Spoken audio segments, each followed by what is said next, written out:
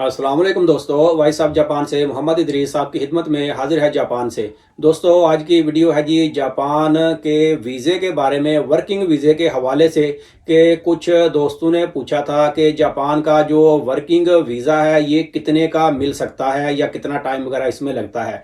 तो भाई मिल सकने की बात करें तो इसमें तो मैं तो कुछ भी नहीं बता सकता, क्योंकि जो बंदा आपको वीज़ा देगा चाहे वो जापानी कंपनी हो या किसी गैर मुल्की की कंपनी हो, वीज़ा तो उसी में से निकलना है। चाहे कोक का वीज़ा निकले यानी कि रेस्टोरेंट वगैरह का वीज़ा निकले, तो ये जो बंदा वीज़ा देगा ये उसकी मर्ज़ी है वो वीज़ा कितने का देता है या कितने का नहीं देता।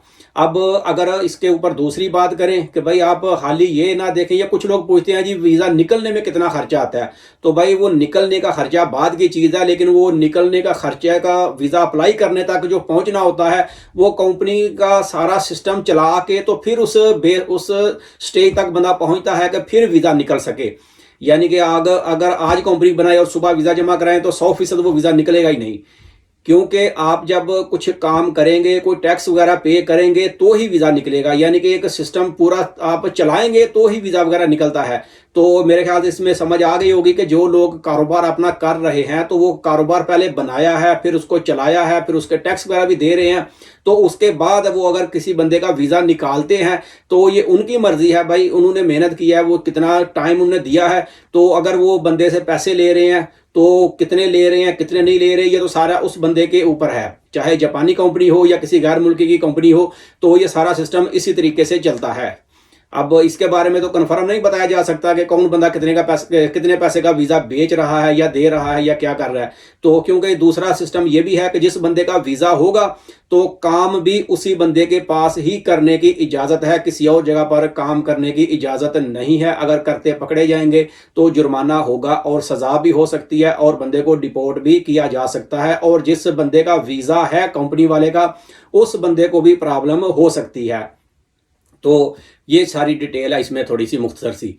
अब इसके बारे में अगर किसी को मज़ीद कोई पूछना हो तो भाई साहब जापान मेरा फेसबुक का पेज भी है, तो उसके ऊपर मेरा व्हाट्सअप का नंबर ऐड है, तो मुझे मैसेज करके तो पूछ सकते हैं। मैं जितना मुझे मालूम होगा मैं इंशाल्लाह आपको बता दूंगा। फिर भी इसके बारे में थोड़ा मुख्तसर सा आइडिया मैं बता दूं कि लोग फिर भी बोलते हैं जी मुख्तसर सा आइडिया बता दे कि कितने का मिलता है।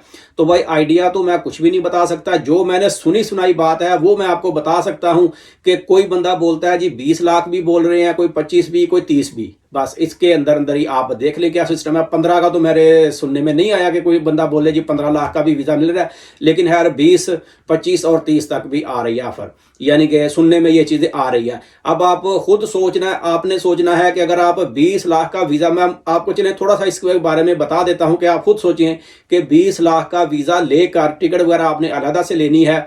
अगर बंदा 20 लाख का वीज़ा लेके आता है तो यहाँ पे आके वो सैलरी कितनी कमाता है, यानी कि उसी बंदे के पास काम की इजाज़त है तो वो पाकिस्तानी कितने पैसे वो कमाएगा, बचत करेगा महीने के, यानी कि 2 लाख या 2.5 लाख, 2 लाख ही समझ लें। तो वो 20 लाख कितने महीनों में पूरे उसके होंगे, और टिकट वगैरह भी मिला लें साथ में तो 21-22 लाख उसके कितने महीनों में पूरे होंगे, यानी कि तकरीबन 1 साल में पूरे होंगे।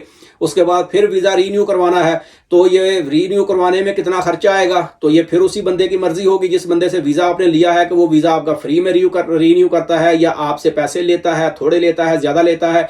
तो इसके बारे में तो कुछ भी कहा नहीं जा सकता। ये तो आपको पता है कि जब आपने वीज़ा लिया, किसी बंदे से भी लिया हो, चाहे कि आपने उसके बाद 1 साल के बाद की भी बात की हुई है या 1 साल की, अगर 1 साल की किया तो 1 साल खत्म तो वीज़ा खत्म, वो आगे रीन्यू नहीं करता तो बस काम खत्म। आप रीन्यू नहीं करवा सकते अपने आप, क्योंकि ये कंपनी ने ही रीन्यू करवाना है, चाहे जापानीज हो चाहे गैर मुल्की कंपनी हो। तो इसमें ये सिस्टम है सारा। तो आपने ही देखना है, चाहे कोक का वीज़ा ही क्यों ना हो, यानी कि रेस्टोरेंट का वीज़ा हो, तो ये सारा आपने ही देखना है कि जब वीज़े वाले बंदे से किसी से बात करते हैं वीज़ा लेने की, तो पैसों की बात करते हैं या फ्री में वीज़ा मिलता है, या अगर पैसों में मिलता है तो कितने का आप ले रहे हैं, और फिर ये रीन्यू का सिस्टम क्या होगा और क्या क्या सिस्टम है, ये सारा आपने ही देखना है। क्योंकि इसमें यह है कि 10 साल तक जो कंपनी का वीज़ा है, 10 साल तक आप उसी बंदे के पास रहेंगे, तो 10 साल के बाद आप परमानेंट वीज़ा अप्लाई कर सकते हैं, इससे पहले अप्लाई नहीं हो सकता। लेकिन जिसकी जापानीज़ बीवी वाला वीज़ा हो वो एक अलहदा चीज़ है कि वो जब उस बंदे को, यानी कि जापानीज़ जिसकी बीवी है उसको 3 साल का वीज़ा मिल जाए, चाहे पहले 1 साल का मिला, फिर 1 साल का मिला और फिर 3 साल का मिला। तो जब उसको 3 साल का वीज़ा मिल जाए तो वो परमानेंट वीज़ा अप्लाई कर सकता है। अब वो इमिग्रेशन की मर्जी है उसको कितने टाइम के बाद वो वीज़ा देते हैं। पहले तो 5 साल का था, लेकिन अब ये 2 साल पहले ये कानून चेंज हो गया है कि 3 साल का, जब बंदे को 3 साल का वीज़ा मिल जाए तो फिर वो परमानेंट वीज़ा अप्लाई कर सकता है। फिर वो इमिग्रेशन की मर्जी है, चाहे वो 1 साल में उसकी पोस्ट आए या 6 महीने में या 4 महीने में या जब भी आए पोस्ट, क्योंकि 4-6 महीने इसमें लग जाते हैं परमानेंट वीज़े के बारे में। तो फिर वो आपको कोई जवाब देंगे जी अप्रूव केस होता है या नहीं होता। तो बाकी वर्किंग वीज़े के हवाले से तो यही अपडेट थी, इसमें मैंने आपको बता दिया है। वो आप देखें कितने का मिलता है या कितने का नहीं मिलता, इसके बारे में मुझे नहीं पता, और ना मैं किसी ऐसे बंदे को जानता हूँ कि कौन ये बंदा वीज़ों का काम करता है। जो मैंने बातें सुनी हैं वो मैंने आपको बता दी हैं। तो वीडियो अच्छी लगे तो इसे लाइक कर दें। मिलते हैं किसी अगली वीडियो में, तब तक अपना बहुत ख्याल रखें। पाकिस्तान जिंदाबाद।